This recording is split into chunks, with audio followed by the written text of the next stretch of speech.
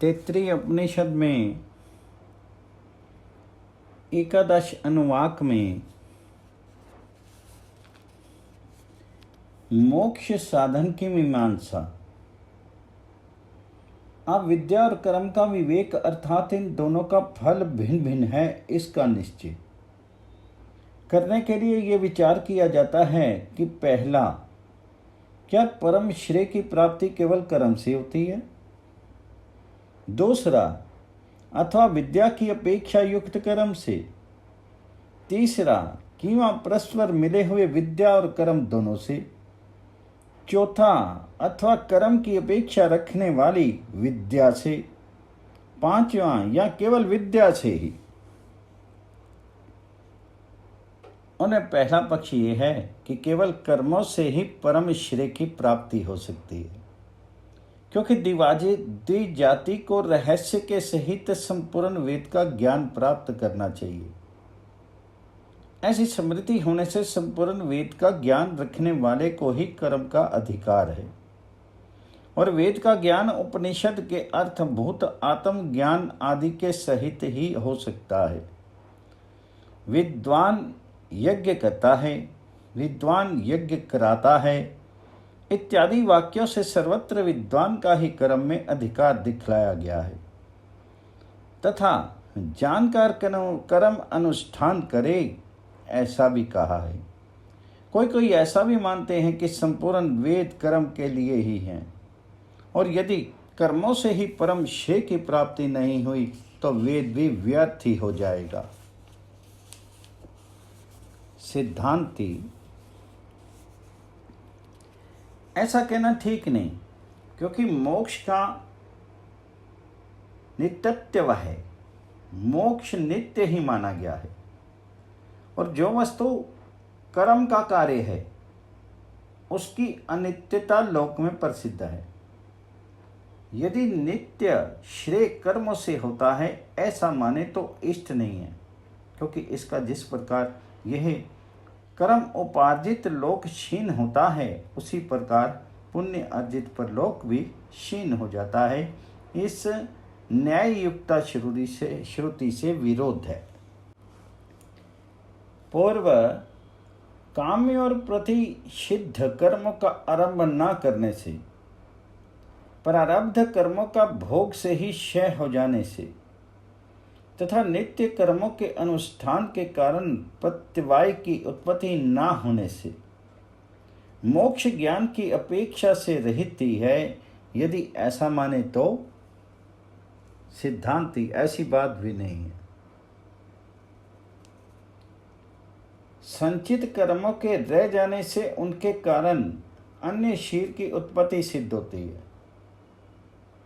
इस प्रकार हम इसका पहले ही खंडन कर चुके हैं, तथा नित्य कर्मों के अनुष्ठान से संचित कर्मों का विरोध न होने के कारण उनका क्षय होना संभव नहीं है। और ये जो कहा कि समस्त वेद के अर्थ को जानने वाले को ही कर्म का अधिकार होने के कारण केवल कर्म से ही निश्रेयस की प्राप्ति हो सकती है, सो भी ठीक नहीं, क्योंकि उपासना श्रुत ज्ञान गुरुकुल में किए हुए वाक्य विचार से भिन्न ही है। मनुष्य श्रुत ज्ञान मात्र से ही कर्म का अधिकारी हो जाता है। इसके लिए वह उपासना की अपेक्षा नहीं रखता। उपासना तो श्रुत ज्ञान से भिन्न वस्तु ही बतलाई गई है। वह उपासना मोक्ष रूप फल वाली और अर्थांतर रूप से प्रसिद्ध है, क्योंकि श्रोतव्य ऐसा कहकर के मनन और निध्यासन के लिए मंतव्यो निध्यासितव्य इस प्रकार पृथक यत्नांतर का विधान किया है। लोक में भी श्रवण ज्ञान से मनन और निध्यासन का अर्थांतरत्व प्रसिद्धि है। पूर्व, इस प्रकार तब तो विद्या की अपेक्षा से युक्त कर्मों द्वारा ही मोक्ष हो सकता है। जो कर्म ज्ञान के सहित होते हैं उनमें कार्यांतर के आरंभ का सामर्थ्य हो सकता है।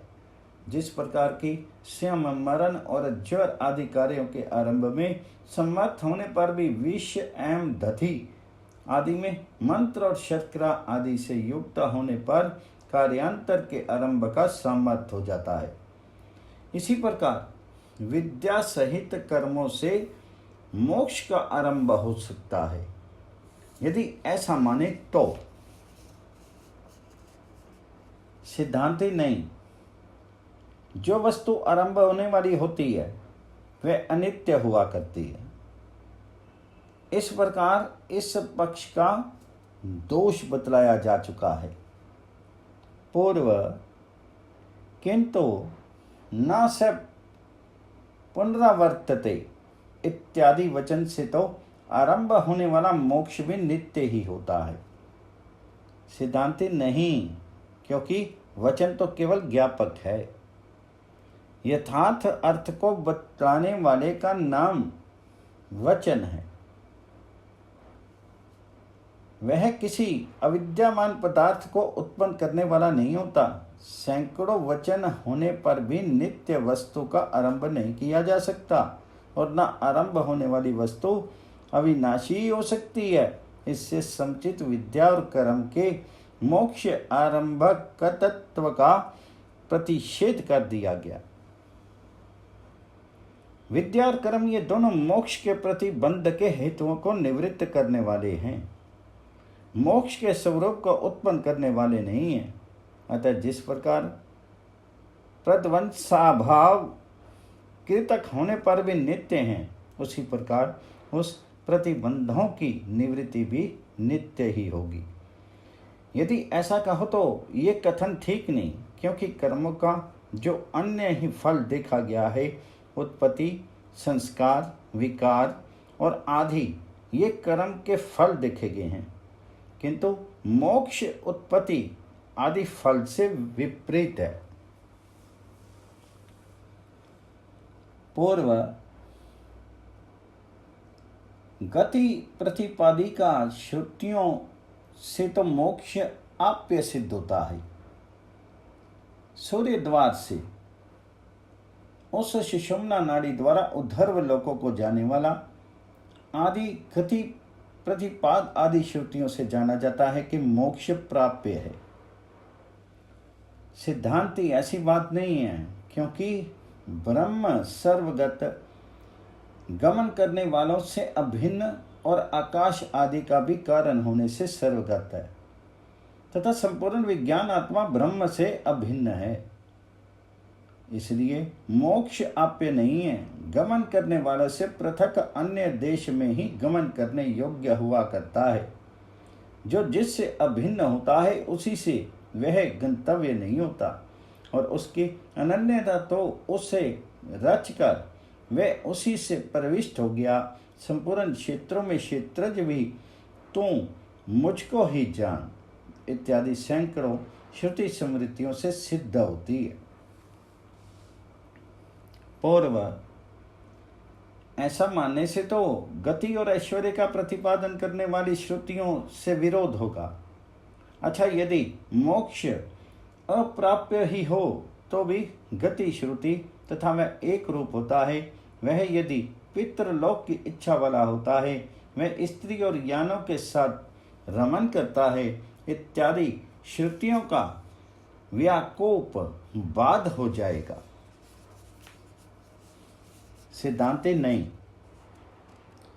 क्योंकि वे तो कार्य ब्रह्म से संबंध रखने वाली है। स्त्री आदि से तो कार्य ब्रह्म में ही हो सकती है, कारण ब्रह्म में नहीं। जैसा कि एक ही अद्वितीय ब्रह्म जहाँ कोई और नहीं देखता, तब किसके द्वारा किसे देखे इत्यादि श्रुतियों से सिद्ध होता है।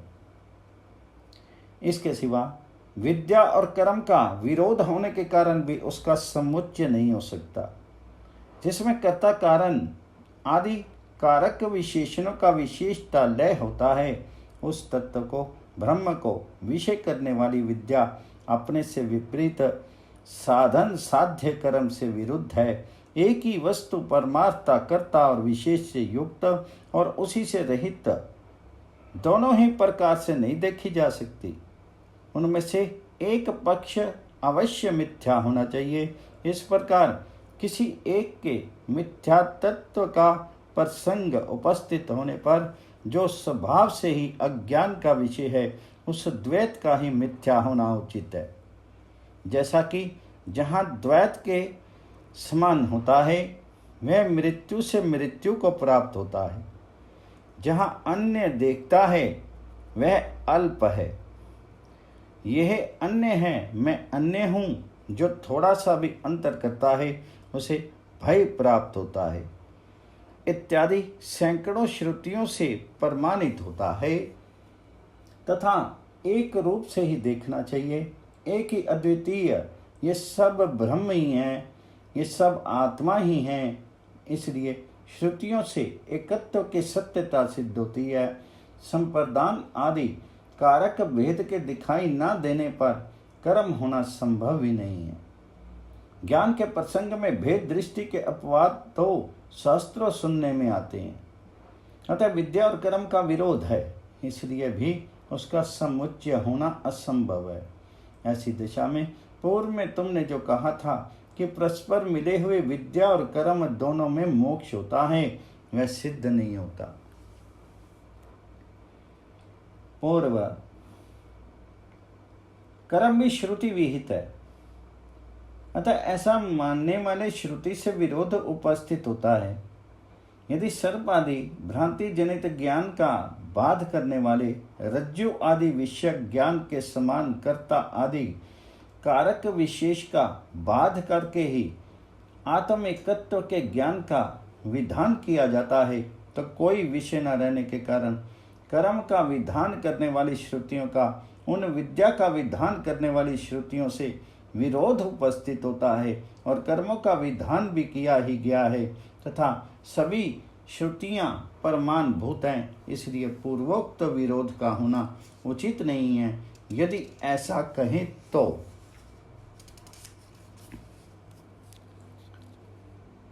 सिद्धांत ये कथन ठीक नहीं, क्योंकि श्रुतियां परम पुरुषार्थ का उपदेश करने में प्रवृत्त हैं।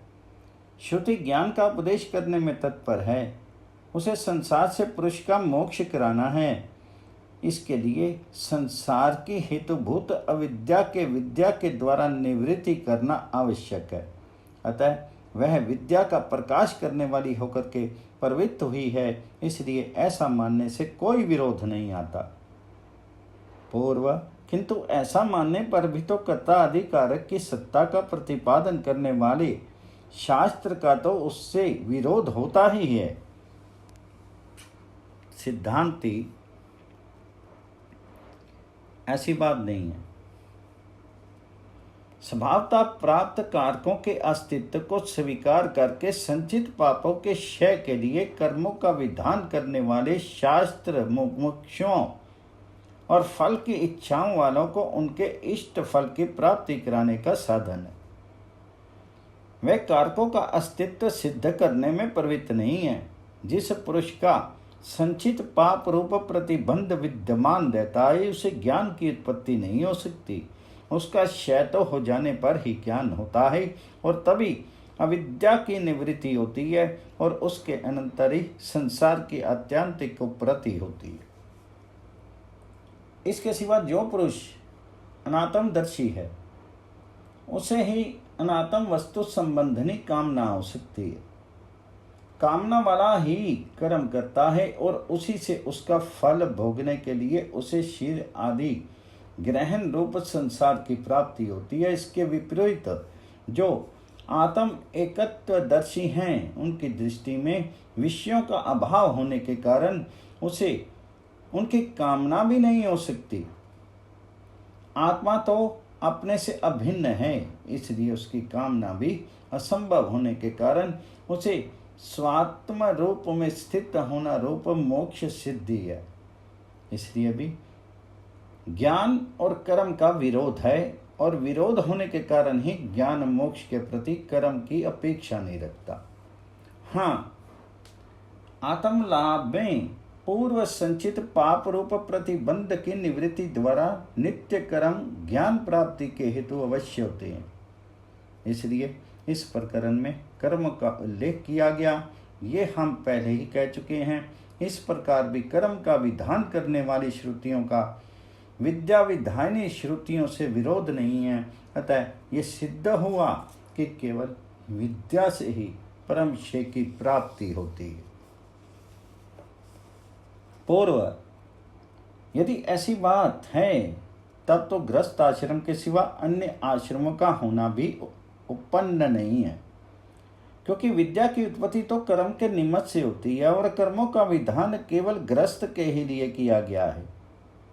अतः इससे एक आश्रम तत्व की ही सिद्धि होती है और इसलिए यव जीवन, अग्निहोत्र को इत्यादि श्रुतियों और भी अनुकूल ठहरती हैं। सिद्धांत की ऐसी बात नहीं है, क्योंकि कर्म तो अनेक हैं, केवल अग्निहोत्र आदि ही कर्म नहीं है। ब्रह्मचर्य, तप, सत्य भाषण, शम, दम और अहिंसा आदि अन्य कर्म भी इतर आश्रमों के लिए प्रसिद्धि हैं। वे तथा ध्यान धारणा आदि कर्म हिंसा आदि दोषों से असंकीर्ण होने के कारण ज्ञान की उत्पत्ति में सर्वोत्तम साधन है। आगे भृगु 2:5 में ये कहेंगे भी कि तप के द्वारा ब्रह्म को जानने की इच्छा कर। जन्मांतर में किए हुए कर्मों से तो गृहस्थ आश्रम स्वीकार करने के से पूर्व भी ज्ञान की उत्पत्ति होना संभव है, तथा गृहस्थ आश्रम की स्वीकृति केवल कर्मों के लिए ही की जाती है। अतः कर्म साध्य ज्ञान की प्राप्ति हो जाने पर तो गृहस्थ आश्रम की स्वीकृति भी व्यर्थ ही है। इसके सिवा पुत्र आदि साधन तो लोकों की प्राप्ति के लिए हैं। पुत्र आदि साधनों से सिद्ध होने वाले उन इलोक, पितृलोक एवं देवलोक आदि से जिनकी कामना निवृत्त होगी है, नित्य सिद्ध आत्मा का साक्षात्कार करने वाले एवं कर्मों में कोई प्रलोभन न देखने वाले, उस ब्रह्मवेता की कर्मों में कैसे प्रवृत्ति हो सकती है? जिसने गृहस्थ आश्रम स्वीकार कर लिया है उसे भी जब ज्ञान की प्राप्ति होती है और ज्ञान के परिपाक से विषयों से में वैराग्य होता है, तो कर्मों में अपना कोई प्रयोजन न देख करके उनसे निवृत्ति ही होगी। इस विषय में अरि मैत्रेयी, अब मैं इस स्थान से संन्यास करना चाहता हूँ इत्यादि श्रुति रूप लिंग को देखा जाता है। पूर्व, किंतु कर्म के प्रति श्रुति का अधिक प्रयत्न देखने से तो ये बात ठीक नहीं जान पड़ती। अग्निहोत्र आदि कर्म के प्रति श्रुति का विशेष प्रयत्न है। कर्म अनुष्ठान में आयास भी दिख है, क्योंकि अग्निहोत्र आदि कर्म अनेक साधनों से सिद्ध होने वाले हैं। अन्य आश्रम के कर्म, तप और ब्रह्मचर्य आदि तो गृहस्थ आश्रम में भी उन्हीं के समान कर्तव्य तथा अल्प साधन की अपेक्षा वाले हैं। अतः अन्य आश्रमियों के साथ गृहस्थ आश्रम को समान सा मानना तो उचित नहीं है। सिद्धांति नहीं, क्योंकि उन पर जन्मांतर का अनुग्रह होता है। तुमने जो कहा कि कर्म पर श्रुति का विशेष प्रयत्न है इत्यादि, सो ये कोई दोष नहीं है, क्योंकि जन्मांतर में किया हुआ भी अग्निहोत्र आदि तथा ब्रह्मचर्य आदि रूप कर्म ज्ञान की उत्पत्ति में उपयोगी होता है। जैसे कि कोई लोग तो जन्म से ही विरक्त देखे जाते हैं और कोई कर्म में तत्पर, वैराग्य शून्य एवं ज्ञान के विरोधी दिख पड़ते हैं। अतः जन्मांतर के संस्कारों के कारण जो विरक्त हैं, उन्हें तो गृहस्थ आश्रम से भिन्न अन्य आश्रमों को स्वीकार करना ही इष्ट होता है। कर्म फलों की अधिकता होने के कारण भी श्रुति में उनका विशेष विस्तार है। पुत्र, स्वर्ग एवं ब्रह्म तेज आदि कर्म फल असंख्य होने के कारण और उनके लिए पुरुषों की कामनाओं की अधिकता होने से भी कर्मों के प्रति श्रुति का अधिक यत्न होना उचित ही है। क्योंकि मुझे ये मिले मुझे ये मिले, इस प्रकार कामनाओं की बहुलता भी देखी जाती है। उपाय रूप होने के कारण भी श्रुति का उनमें विशेष प्रयत्न है। कर्म ज्ञान उत्पत्ति में उपाय रूप हैं, ऐसा हम पहले कह चुके हैं, तथा प्रयत्न उपाय में ही अधिक करना चाहिए, उपेय में नहीं। पूर्व ज्ञान कर्म के निमित्त से होने वाला है, इसलिए भी अन्य प्रयत्न की निरर्थकता सिद्ध होती है। यदि कर्मों के द्वारा ही पूर्व संचित पाप रूप प्रतिबंध का क्षय होने पर ज्ञान की उत्पत्ति होती है, तो कर्मों से भिन्न उपनिषद श्रवण आदि विषयक प्रयत्न व्यर्थ ही हैं, ऐसा माने तो सिद्धांति नहीं, क्योंकि ऐसा कोई नियम नहीं है। ज्ञान की उत्पत्ति प्रतिबंध के क्षय से ही होती है। ईश्वर कृपा तप एवं ध्यान आदि के अनुष्ठान से नहीं हो सकती, ऐसी कोई नियम नहीं है, क्योंकि अहिंसा एवं ब्रह्मचर्य आदि भी ज्ञान उत्पत्ति में उपयोगी हैं, तथा श्रवण मनन और निध्यासन आदि तो उनके साक्षात कारण ही हैं। अतः अन्य आश्रमों का होना सिद्धि है, तथा ज्ञान में सभी आश्रमियों का अधिकार है। इससे ये सिद्ध हुआ कि परम श्रेय की प्राप्ति केवल ज्ञान से ही हो सकती है। इति शिक्षावल्यायाम एकोदशो अनुवाक। तैत्तिरीय उपनिषद में द्वादश अनुवाक पूर्व कथित विद्या की प्राप्ति के प्रतिबंधों की शांति के लिए शांति पाठ किया जाता है। मित्र सूर्यदेव हमारे लिए सुखकर हों, वरुण हमारे लिए सुखावे हों, अरेम्मा हमारे लिए सुखप्रद हों, इंद्र तथा बृहस्पति हमारे लिए शांतिदायक हों, तथा जिनका पाद विशेष बहुत विस्तृत है वे विष्णु हमारे लिए सुखदायक हों। ब्रह्म रूप वायु को नमस्कार है। हे वायु, तुम्हें नमस्कार है, तुम ही प्रत्यक्ष ब्रह्म हो। तुम्ही को हमने प्रत्यक्ष ब्रह्म कहा है, तुम्ही को रित कहा है, तुम्ही को सत्य कहा है। अतः तुमने मेरी रक्षा की है, तथा ब्रह्म का निरूपण करने वाले आचार्य की भी रक्षा की है, मेरी रक्षा की है, और वक्ता की भी रक्षा की है। त्रिविध ताप की शांति हो। इति शिक्षावल्यायाम द्वादशो अनुवाक। तैत्तिरीय उपनिषद भाष्ये शिक्षावल्ली समाप्त।